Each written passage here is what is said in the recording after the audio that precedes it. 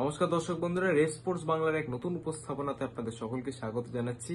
আমি সোমনাথ এবং আজকে চলে এসেছি আবারও একটা আপডেট দিতে। এই রিসেন্ট একটা আপডেট আপনারা পেয়েছেন ইতিমধ্যেই, একটা ডিটেল ভিডিও বানাচ্ছি এটা নিয়ে। আপনারা জানেন যে মোহনবাগান এবং এফসি গোয়া এরা দুজনই কিন্তু এবার ভারতের প্রতিনিধিত্ব করছে ACL 2-তে, এশিয়ার মঞ্চে।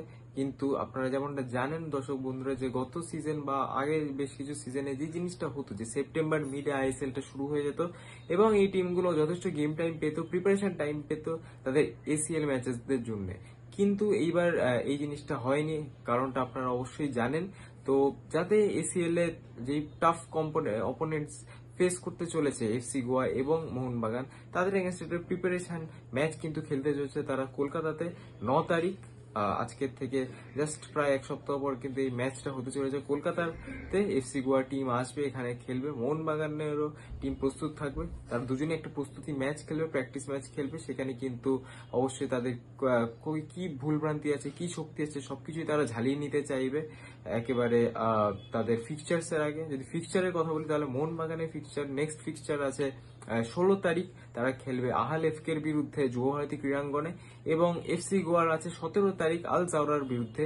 সেটা কিন্তু অবশ্যই একটা অ্যাওয়ে ম্যাচ। তো দুটো টিমেরই পরপর দুদিন ম্যাচ, এবং এই ম্যাচের আগে একটা ফিটনেস হোক বা এই ম্যাচের আগে একটা ম্যাচ সিচুয়েশন বোঝার জন্য কিন্তু একটা প্র্যাকটিস ম্যাচ খেলা খুবই জরুরি। যেখানে আমরা মোহনবাগানের দিক থেকে দেখছি যে বিদেশি প্লেয়াররা খানিকটা কম ফিটনেসের দিক থেকে যদি বলি যে অনেকটা পিছিয়ে ছিল যখন আমরা ডুরান্ডে লাস্ট দেখেছিলাম তাদেরকে, কিন্তু এখন পিকচারটা অনেকটাই আলাদা। আমরা দেখতে পাচ্ছি যে জেসন কামিন্স প্র্যাকটিস করছেন, ম্যাকলারেন নিজের ফিটনেস গেইন করার পুরো দস্তুর চেষ্টা করছেন, পাশাপাশি ডেমি পেট্রাসও চেষ্টা করছেন।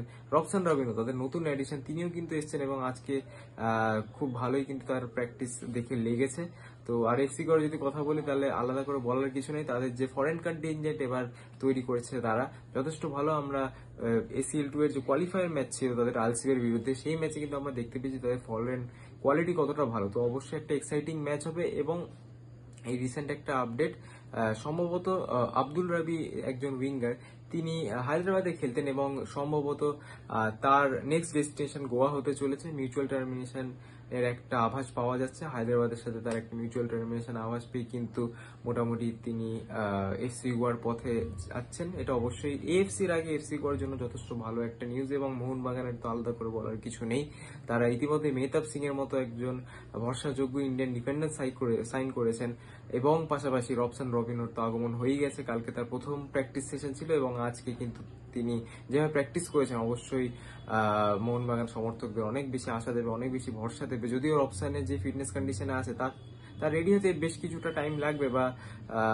একটু টাইম নিয়েই ফিটনেস গেইন করাটা বেটার হবে, নাহলে চোট আঘাতের অনেক সময় সমস্যা থাকে প্রি সিজনে, আমরা যেটা সচরাচর দেখে থাকি। কিন্তু হ্যাঁ, আমার মনে হয় যে এই ম্যাচটি ইন্টারেস্টিং হবে এবং দুটো টিমের জন্য ইম্পর্টেন্ট হবে, কারণ সবাই নিজের ছক একবার ঝালিয়ে নিতে চাইবেন যে তাদের ছক আদেও চলছে কিনা, অ্যাটাকিং ভাই কে কতটা শক্তিশালী, ডিফেন্সিভলি কে কতটা স্ট্রং, মিডফিল্ডে কে ডমিনেন্স বজায় রাখতে পারছে, এটাই চেষ্টা করবে দুটো টিম করার। তো আজকে এই একটা ছোট্ট আপডেট নিয়ে আপনাদের কাছে একটা শর্ট আপডেট ভিডিও নিয়ে চলে এসেছিলাম। এরকম আরো ভিডিও দেখার জন্য অবশ্যই রেপ স্পোর্টসের পর্দায় নজর রাখবেন। এই ভিডিওটা যদি ভালো লাগে তাহলে অবশ্যই লাইক করবেন, চ্যানেলে যদি নতুন হন তাহলে অবশ্যই সাবস্ক্রাইব করবেন। আপনার সাথে দেখা হয় পরবর্তী ভিডিওতে। ততদিনে ভালো থাকবেন, সুস্থ থাকবেন এবং নমস্কার।